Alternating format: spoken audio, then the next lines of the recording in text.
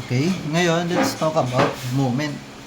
So, ang influence line naman para sa moment ay medyo similar lang din sa shear na may formula tayo tapos magiging 0 sa ating supports. Kaso nga lang sa moment, sa simply supported beams, wala tayong negative moment kapag may overhang lang tsaka nagkakaroon ng negative, which is ipapakita ko mamaya, may example naman ako. So, simple lang naman formula, A times B over L. Ang L natin yung overall length, ha? Hindi ko na naisulat pala dyan. Ngayon, kopya lang natin itsura nan. Gagawa tayo ng parang bundok yan. So, ito.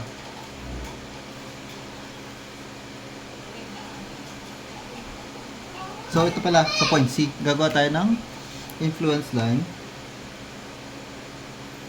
for moment at C. Okay? So, ako, ang gagawin ko ngayon, kopya natin yung shape nito, parang bundok, sa point C. Tapos, sa supports natin, 0 ang moment. Kapag nag-share ang moment tayo, di ba, usually sa supports, 0 naman talaga yan. So, ayan. So, ngayon, AB over L. Ano yung A natin? Meron tayong 4 times yung B na 8. Tapos, ang L natin is pag-a-addin lang natin yung length nitong simply supported beam. So, 4 plus 8.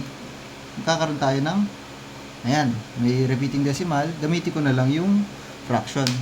Preference ko lang naman yun. Ayokong magsalat ng ganyan kahaba eh. So, ganyan na lang. 8 over 3 ito. Okay? Simple lang. Ganun lang. Next naman is kapag may overhang tayo. Saan siya na may bura? Ang papansinin lang natin dito is yung supports natin. Huwag muna yung overhang, okay? Mamaya yan. So, gagawa tayo ng influence line for moment at C. Dito. So, ganun lang din. Gagawa tayo ng bundok. Lagay ko lang dito. Yung point. Huwag naman napapansinin si overhang, ha? Ito muna papansinin. Supports. Magiging 0 dito sa supports. So, dito, 0.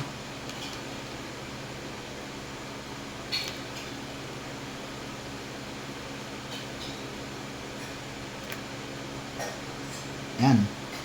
Tapos dito, magtutuloy-tuloy yan hanggang sa matapos yung overhang.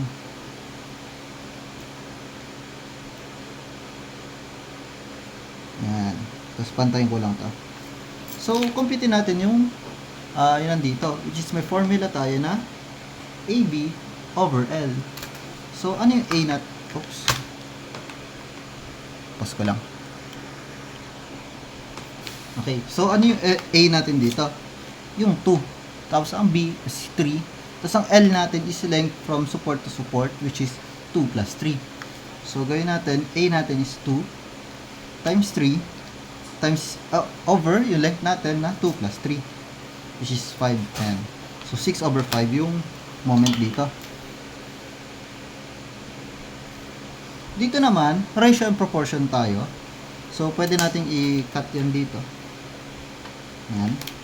So, ito, sulat ko lang. Meron tayong height dito na 6 over 5. All over, ano yung base niya? Ito, 3. Huwag mo gagamitin 5 ha, kasi pag magre-ratio and proportion tayo, dapat right triangle. So, 3 yung base nito. Is equal sa, hindi natin alam kung anong height, yun ang hinahanap natin. So, x all over, ano yung length nito? Meron tayong 4. So, gamitin natin is 4. Mahanap natin yung x as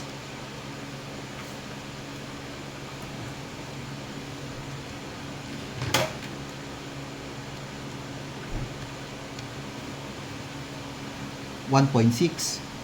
So, pwede rin namang fraction or decimal. Kagay ko decimal na lang kasi ganyan lang naman, isang decimal lang.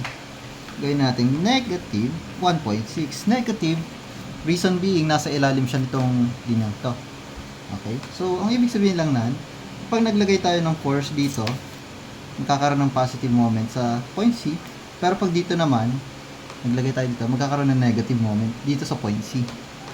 Okay? Amen. Anong kasalanan yan?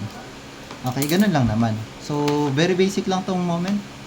Iisa lang ang formula which is AB over L.